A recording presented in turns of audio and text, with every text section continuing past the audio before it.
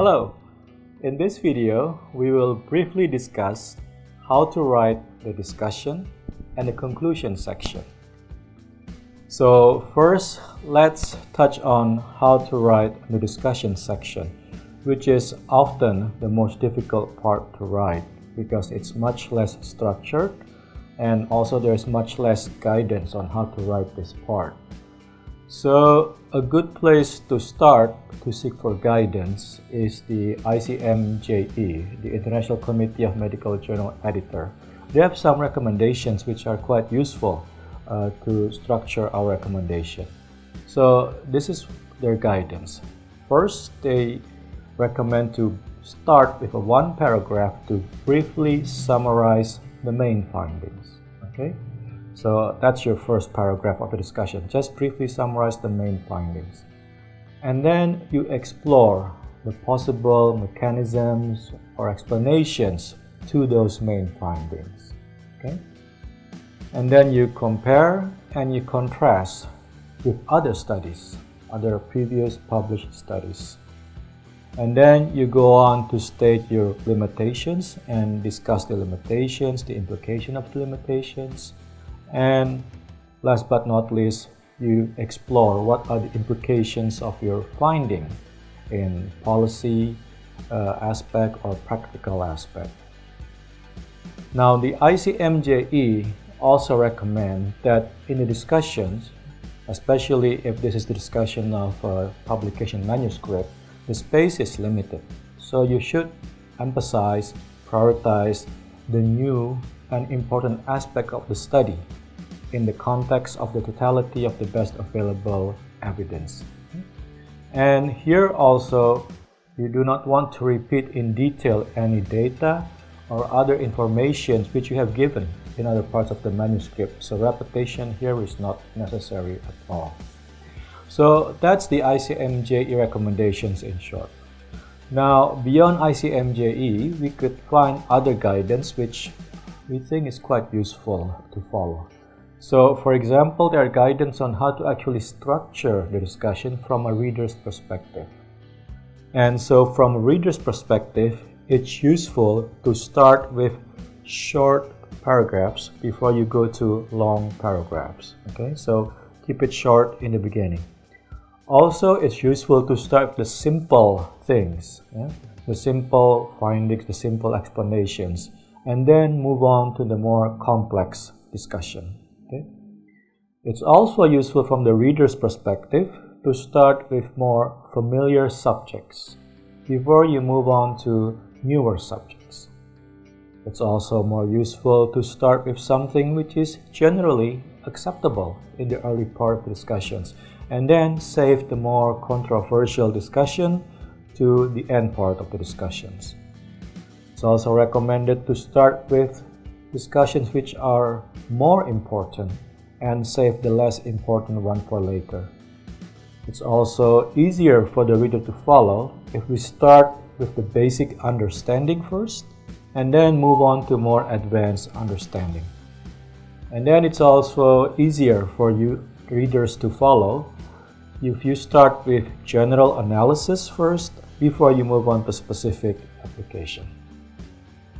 Now, there are a few more practical tips which we would like to share. So, first of all, do not force your readers to go through everything you went through in chronological order. There is no need to do that.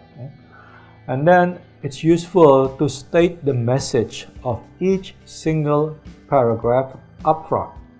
So, what you do is convey in the first sentence what you want readers to remember from the paragraph as a whole. Then develop your message in the remainder of the paragraph, including only informations which you think you need to convince your audience. So those are some useful pointers to write the discussions. So now let's move to the conclusion. How do we actually write the conclusions? Now here there is not much recommendation from ICMJE. There's only one sentence there, and basically the recommendation is make sure you link the conclusions with the goals of the study. That's the key. Link the conclusion with the goals of the study. But avoid any unqualified statement and conclusions which are not adequately supported by the data, because this is research, this is conclusion of a study. So any statement you make, any conclusion you make have to be adequately supported by the data. So that's as far as ICMJE recommends.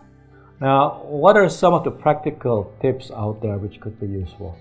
So first, you state the most important outcome of your work, because you might have a lot of outcome, a lot of result, but in conclusions you want to state the most important outcome of your work. And then here also, you try to interpret your findings at a higher level of abstraction. And here also, you show whether or to what extent you have succeeded in addressing the need stated in the introduction. You also here try to show what your findings mean to readers, and this is important, make the conclusion interesting and memorable for your readers, because this is the part where you actually say goodbye to your reader. They're about to go off, so you want to make sure that your key message sticks. So you make the conclusion as interesting as possible and as easy to memorize as possible. And last but not least, you should also consider including an idea of what could or should still be done. So those are the do's in terms of writing the conclusions. We also have some don'ts, some do nots. The first don't is don't rewrite the abstract in your conclusions. Conclusions are not abstract, so do not rewrite the abstract in your conclusions. And then don't introduce new arguments, evidence, new ideas, or information unrelated to the topic. Those should have been in the previous section. Here you're just concluding, so it's not the place to introduce all of these new things. And then don't apologize for doing a poor job of presenting the material. And don't include evidence, be it quotation, statistics, so forth, that should have been in the body of the paper. So those are the main points for the conclusions. As you've seen, very brief recommendation from ICMJE and a few practical do's and don'ts. I hope that's useful for you to get started to write your discussion and conclusions. So good luck with your writing.